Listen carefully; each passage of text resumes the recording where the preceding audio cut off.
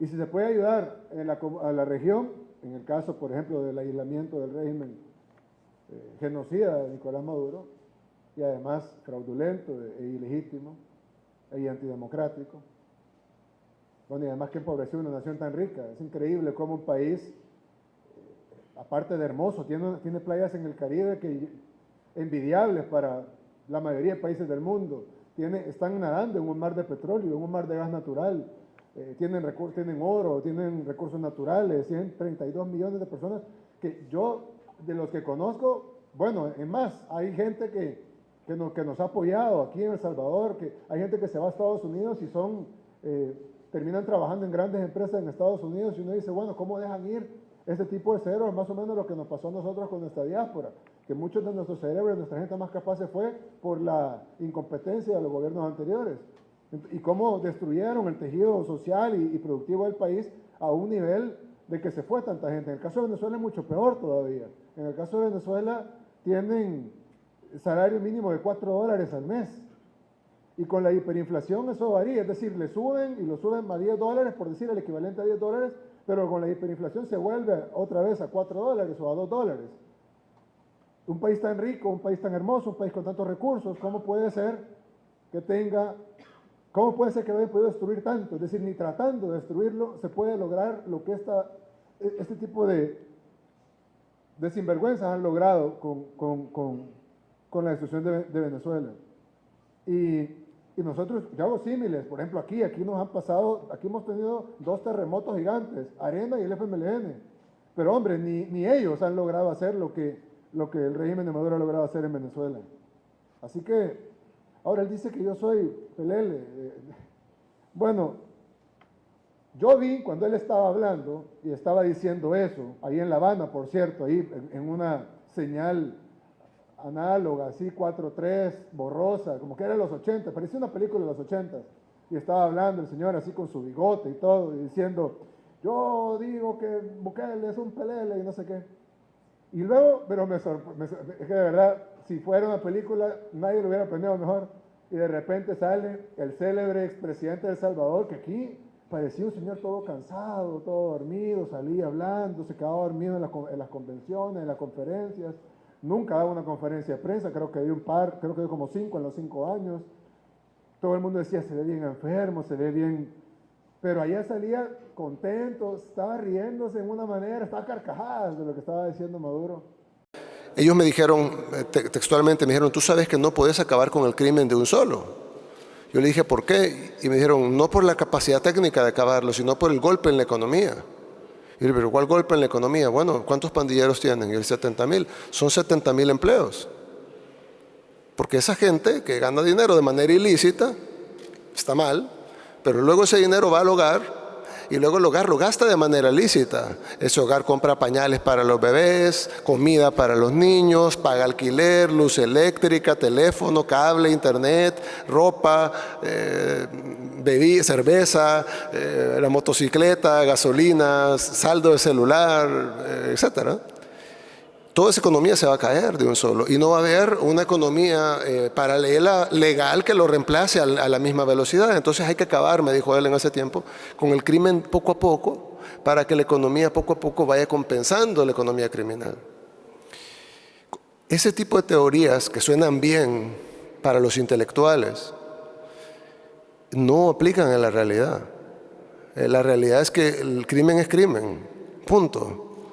Y si uno lo permite, siempre van a ganar ellos en la guerra de los incentivos. Porque si viene alguien, un joven, y dice, bueno, yo no tengo muchas oportunidades, voy a vender tomates en el mercado. Vender tomates en el mercado debe ser duro. Para empezar, no es algo divertido, no es algo de lo que me siento orgulloso. Tengo que ir, cargar los tomates en el sol, llevar, venderlos, estar en un lugar tal vez no en las mejores condiciones. Vender los tomates, se me van a arruinar, el producto ni siquiera es mío, tal vez lo tengo en consignación, si me arruinan me los cobran. Al final logro vender y me logro ganar $5. Y luego voy camino a la casa, llega el pandillero y me dice, a ver mis $5. Entonces el incentivo está sobre el joven para ser pandillero y colectar los $5 y no ir a vender tomates para tal vez ganar $5 para dárselos al pandillero. Entonces nunca se va a ganar la guerra de incentivos. Entonces nosotros entendimos a la fuerza y con golpes que la única forma era ir tras el pandillero y arrestarlo, no para castigarlo, sino para sacarlo de la sociedad. Él tiene que estar fuera de la ecuación, él no puede llegar a cobrar. Entonces el joven ya ahora piensa en sus nuevos incentivos y dice, bueno, ¿qué hago? ¿Me hago pandillero para que me lleven a prisión? ¿O mejor me pongo a trabajar y gano dinero que ahora nadie me va a quitar? Entonces ahora ya puede conseguir novia además, porque ya la novia ya no es con el pandillero.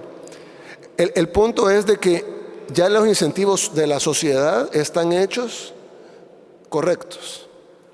Y yo le decía a la persona de la multilateral, nosotros entendemos que vamos a pagar un costo económico por acabar con el crimen, pero yo le hice la analogía de un paciente con cáncer.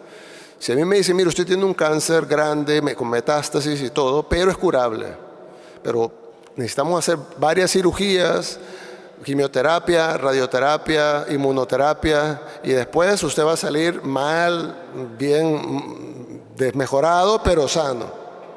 Y luego usted puede ganar peso y volver a recuperarse. Yo escogería esa opción. Yo me someto a la cirugía, me someto a la quimioterapia, me someto a la radioterapia, me someto a la inmunoterapia, quedo mal, pero me recupero. A diferencia de decir, no, yo me voy a quedar así, o me siento bien, no me siento tan mal, pero bueno, luego el cáncer me va a terminar llevando. Entonces nosotros aceptamos pagar el costo económico. Y nosotros calculábamos, no en la parte financiera, sino desde el gabinete de seguridad, que íbamos a tener un costo de un 10% del PIB. ¿Sí? Iba a caer nuestro PIB 10% para acabar con la delincuencia. Nuestro PIB no cayó 10%, subió 3.5%.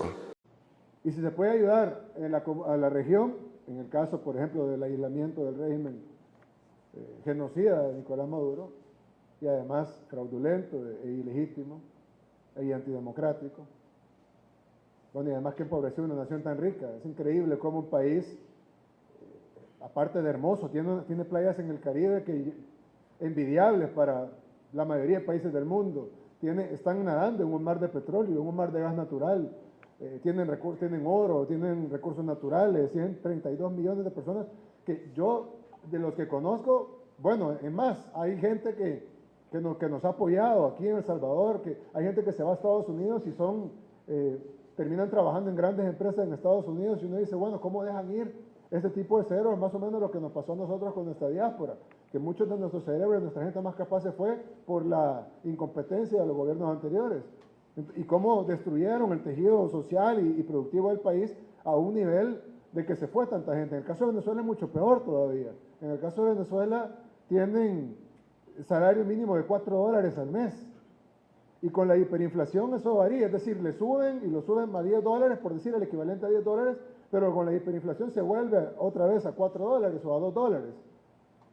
Un país tan rico, un país tan hermoso, un país con tantos recursos, ¿cómo puede ser que haya podido destruir tanto? Es decir, ni tratando de destruirlo se puede lograr lo que este tipo de sinvergüenzas han logrado con la destrucción de Venezuela. Y nosotros, yo hago símiles, por ejemplo, aquí hemos tenido 2 terremotos gigantes, Arena y el FMLN, pero hombre, ni ellos han logrado hacer lo que el régimen de Maduro ha logrado hacer en Venezuela. Así que, ahora él dice que yo soy pelele.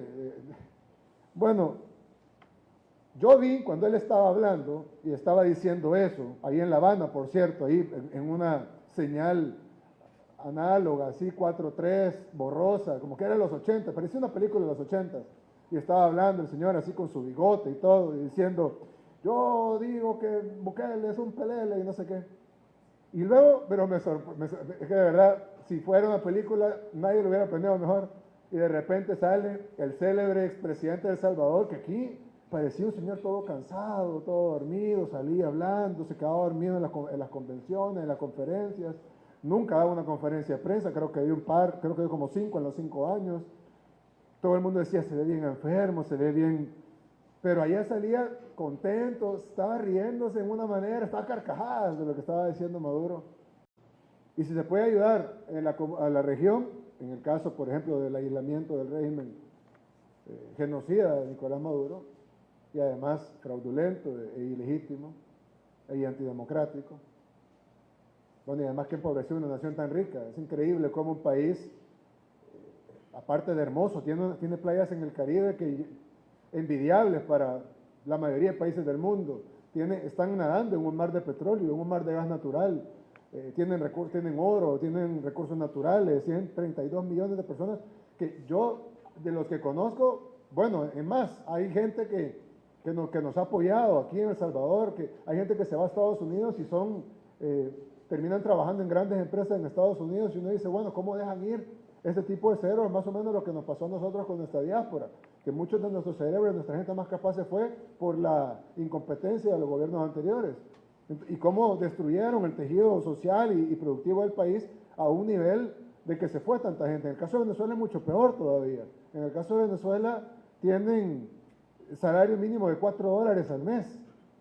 Y con la hiperinflación eso varía, es decir, le suben y lo suben a $10, por decir el equivalente a $10, pero con la hiperinflación se vuelve otra vez a $4 o a $2. Un país tan rico, un país tan hermoso, un país con tantos recursos, ¿cómo puede ser que haya podido destruir tanto? Es decir, ni tratando de destruirlo se puede lograr lo que este tipo de sinvergüenzas han logrado con la destrucción de Venezuela. Y nosotros, yo hago símiles, por ejemplo, aquí hemos tenido 2 terremotos gigantes, Arena y el FMLN, pero hombre, ni ellos han logrado hacer lo que el régimen de Maduro ha logrado hacer en Venezuela. Así que, ahora él dice que yo soy pelele. Bueno, yo vi cuando él estaba hablando y estaba diciendo eso, ahí en La Habana, por cierto, ahí en una señal análoga, así 4:3, borrosa, como que era de los 80, parecía una película de los 80. Y estaba hablando el señor así con su bigote y todo, y diciendo, yo digo que Bukele es un pelele y no sé qué. Y luego, pero es que de verdad, si fuera una película, nadie lo hubiera planeado mejor. Y de repente sale el célebre expresidente de El Salvador, que aquí parecía un señor todo cansado, todo dormido, salía hablando, se quedaba dormido en las convenciones, en las conferencias. Nunca daba una conferencia de prensa, creo que dio como 5 en los 5 años. Todo el mundo decía, se ve bien enfermo, se ve bien. Pero allá salía contento, estaba riéndose en una manera, estaba a carcajadas de lo que estaba diciendo Maduro.